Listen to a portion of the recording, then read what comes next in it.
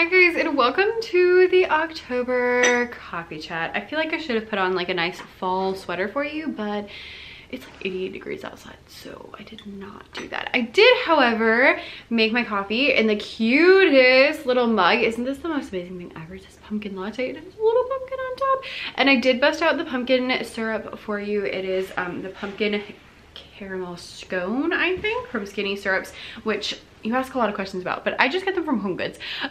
So super excited to get into this. So now if you're new around here, our coffee chats are a once a month thing where we get to catch up, talk about the last month. You let me know all the things down in the comments and just kind of tell you very casually what I've been noticing in the past couple of weeks.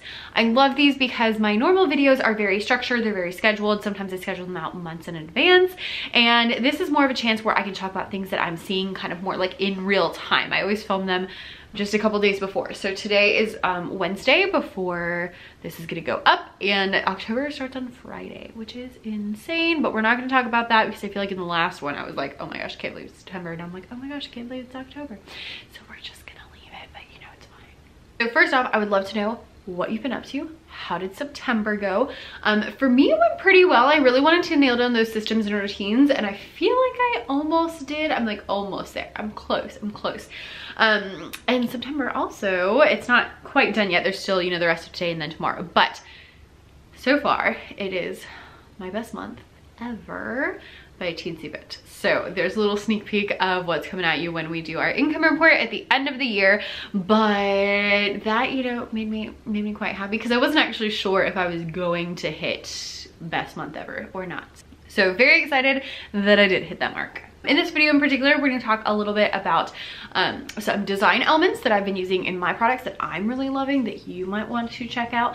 A little bit of a Canva update, and then we'll talk more about we'll talk about a couple of books that I think you should read and a couple of like systems kind of things that you should definitely make sure you stay till then because it's important. So first of all, how was your September? Let me know down in the comments. I want to know all of the things. You don't have to tell me specifics, but how did it go? Did you make a lot of products? Was it super overwhelming? What do you think? My main goal in September was like to get my routines down, and I think I'm almost there. I'm like this close.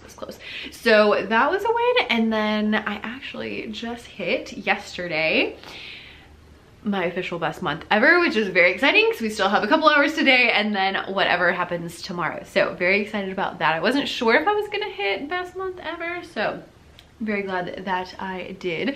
And now it's October. I'm not gonna whine too much about how the heck it is October and Q4, but here we are. It is October, which is very exciting because my birthday's in October.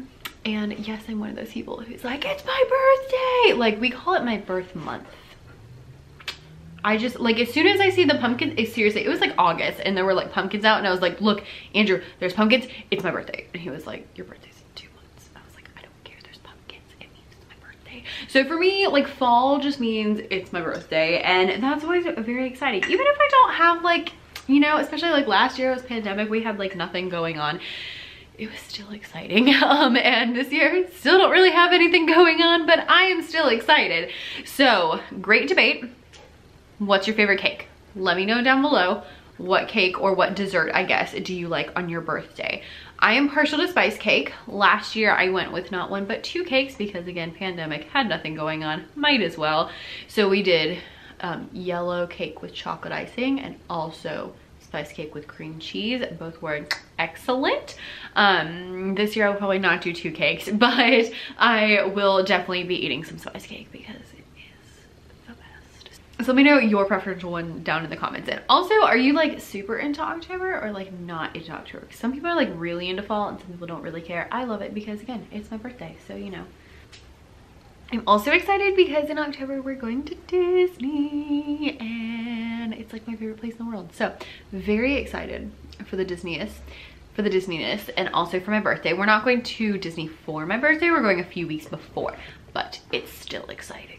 All right, so enough about random things you don't care about. Let's get into some actually interesting things.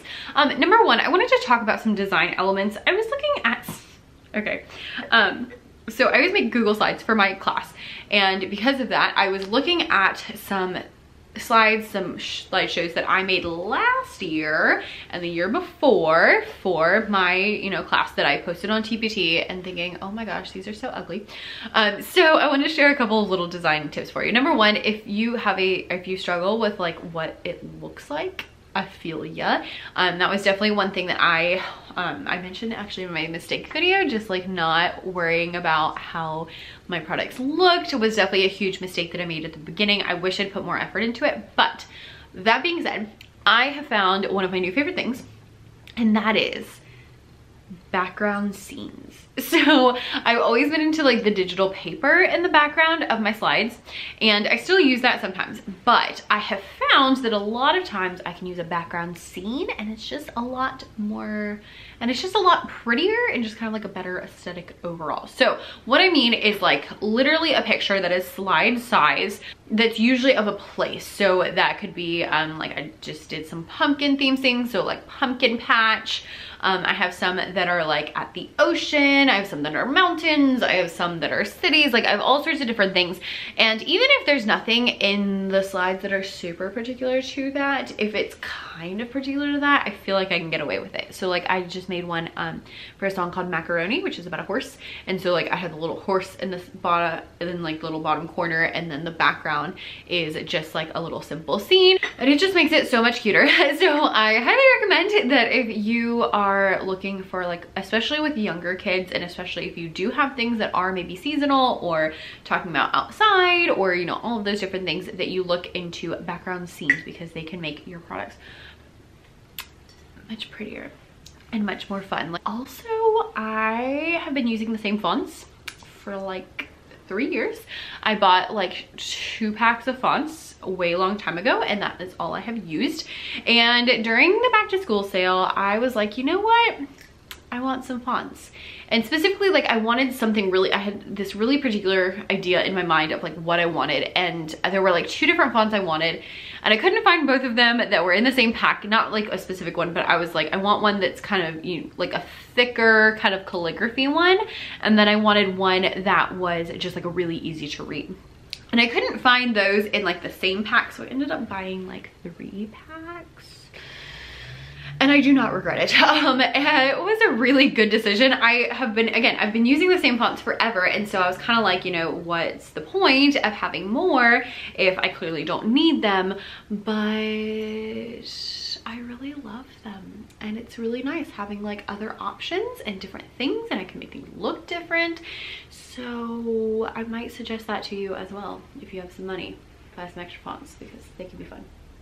I'm never gonna be like the font person, but I will say that I have some fun ones now, and that's very exciting to me. Next up, I wanted to give you a little update and kind of, not a retraction, but a specification about Canva. Last month in our coffee chat, we talked about the Canva terms of use, which say that if you are using an educator's account, the free educator account, you may not use the educator items for commercial use.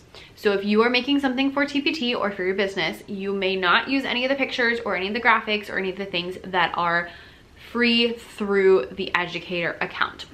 This is a really big deal, because I know a lot of people, and a lot of you have even told me that you use them, and that is not allowed. So if you have been using them, don't freak out, but stop, maybe make a new account, either a free account, just the normal free account, or purchase the account.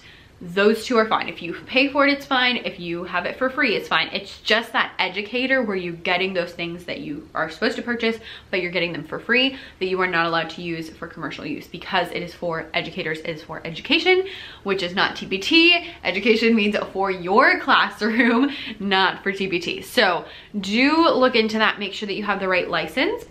The free one is fine, and the paid one are fine. It's just the educator one that is the issue. Now, along with that, I actually did upgrade to the premium Canva subscription.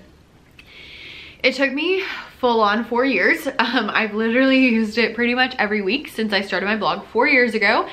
And I just now upgraded a few months ago, specifically because I wanted to have a transparent background on my slides so that I could put them onto my videos so that I could have like, you know, words appear and stuff like that that just looked the way I wanted them to. And I have to say, I really like it. I didn't think it would make that much of a difference. I wasn't planning on paying for it forever. I was like, I'll pay for it for a little bit, try it out, see if I like it, and then probably cancel it. Because again, I went 4 years without doing it and it was no problem. I just used the free account. But I am hooked. I gotta say, I am hooked on the premium Canva account because it's just much more convenient. So you have that transparent background. You also have things like the background remover, which has been a lot of fun recently. I didn't think I would care that much about it, but I really like it. It's a lot of fun. You also have access to a lot more clip art and photos, which has been really helpful recently, just making sure that I have, you know, everything that I want.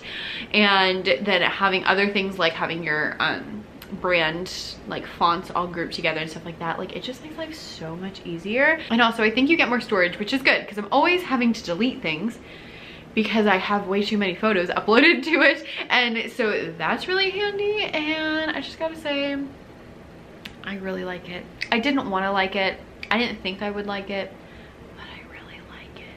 So if you're on the fence about it and you have the money to pay for it, you might want to try it out. I will leave a link to Canva down below if you have not. I would definitely recommend at least the free version. Again, I used it for 4 years and it's been fine, but if you want to upgrade, you might want to look at it, see if you would use it and upgrade, because I have found it worth it. And y'all know I am like the biggest cheapskate in the world, so that means a pretty big deal. All right, 2 more things. One is some book recommendations, specifically ones that you might not hear people talk about as much. So number 1 is this book, Company of One. You can see my bookmark still in it. I'm not quite done with it yet. It's by Paul Jarvis and it is really good. And its subtitle is Why Staying Small is the Next Big Thing for Business. I am really liking this book. I think it was last year that it was like every podcast I listened to, every YouTuber I listened to, all of the books I read, like everybody was like, you need to hire people, you need to hire people, you need to hire people. And I was like, I don't want to hire anybody. And it just felt like this big thing that like I have to do for my business, but I didn't want to do. And so this book is really challenging that. So Paul Jarvis has a pretty large company and he talks about a lot of other people who have large companies that all are really just one person. So he works pretty much by himself. He uses freelancers every once in a while, but he doesn't have like a ton of people on the payroll like people kind of want you to do. And so if you are someone who is maybe concerned about the hiring thing and like, should I hire, should I not, I would give this a read before you hire anyone, just in case. The second thing it talks about is really being against the whole growth just for growth's sake, which is a really interesting perspective because, you know, if you listen to, oh my gosh, who is it? Grant Cardone with his 10X thing, and he's like, you know, make your goal and then make it 10 times bigger and then work 10 times harder. Okay, cool, but like, what's the point? And he really talks about that in this book, talking about, you know, like, what is the point of your growth? And if you don't actually need to grow, then don't. He tells a story about surfing with his accountant friend, and his accountant friend owns his own accounting firm. And it was like September, and he was like, I just made enough money that I don't have to work the rest of the year. And the guy who wrote this book, he was like, what is this? But really looking at like, how much money do you want to have, do you want to make, and what do you need to do to get that? And then not just like growing excessively for no reason and putting a ton of work into growing your business without any, you know, real reason to do that. Now, I'm all about growing your business. Obviously, I have really big goals. I have really big plans and things I want to put in motion in the next couple of years, but it does raise the question of like, what is the point? Now, I say that, but I do have a point for each of my plans and things that I want to do in the next few years. For you, you might also have like, I want to make this much money because I need to do X, Y, Z. Great. But if it's just like, I want to make money because I want to make money, then I would really challenge you to look at that and see if you can have a better perspective and see like, is there a really good reason that you want to hit whatever that goal is? Or is it just like, oh, it needs to be bigger, oh, it needs to be more, you know, that kind of mentality that a lot of businesses get into. Like, it just needs to be bigger, it just needs to grow, it just needs to keep going. You may not need to grow. So I'm not anti-growth, but think about it, mull it over, read the book. I'll link below. The second one is also one I feel like people will not talk too much about, and this is Range by David Epstein. And so this one is subtitled Why Generalists Triumph in a Specialized World. I picked this up on the I picked this up specifically because I was intrigued, because clearly your girl is very much a generalist. I like a little bit of everything. I like to do all the things. I have all the hobbies. I'm interested in everything in the world, and I want to share it all. And because of that, I have felt sometimes like maybe I'm not doing what I'm supposed to, because you're like supposed to really niche, you know, people are always like, you need to niche down, and this kind of challenges that notion, and it talks about not just in the online world space, but like the whole like global economy, and talking about the difference of things that work well that are very specialized and things that work well with having a more general approach. Specifically, that generalists in particular are better at making connections from outside things. So taking like this thing over here and this thing over here and connecting them. And that often leads to really successful innovations in the world, versus people who are really, really specialized tend to stay like in their own little, you know, in their own little box and have a harder time kind of going out of that box. So I do think it is important to niche down, but I don't, and I will, you know, keep that, but I don't think it's important to niche down like so much that it's too specific. You are allowed to be a little bit general. You are allowed to have more than one interest.